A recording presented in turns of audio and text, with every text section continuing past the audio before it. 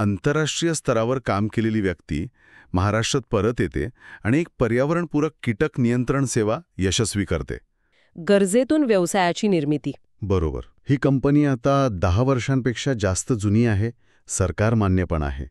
हजारांपेक्षा जास्त प्रकल्प केलेत असं म्हणतायत. ते फक्त व्यवसाय म्हणून बघत नाहीये याकडे, एक सामाजिक बांधिलकी पण जपतात. म्हणजे हाऊसिंग सोसायट्यांमध्ये, शाळा कॉलेजांमध्ये जाऊन शिबिरं घेतात, कीटक नियंत्रण आणि स्वच्छतेबद्दल सांगतात. म्हणजे त्यांचा दृष्टिकोन फक्त कीटक मारण्यापुरता नाहीये. अगदी. त्या लेखात त्यांचं एक वाक्य पण आहे जे त्यांची हीच विचारसरणी दाखवतं. ते म्हणतात, कीटक नियंत्रण म्हणजे केवळ मारणे नव्हे तर संतुलित पर्यावरण राखणे. हाच विचार त्यांचा कामाचा आधार आहे असं दिसतंय.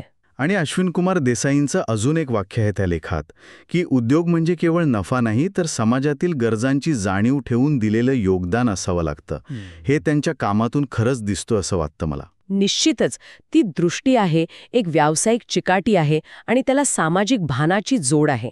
हा मिलाफ त्यांच्या कामात दिसतो. त्यामुळे ते फक्त एक पेस्ट कंट्रोल कंपनी नाहीयेत, तर एक जबाबदार संस्था म्हणून त्यांची ओळख झाली आहे.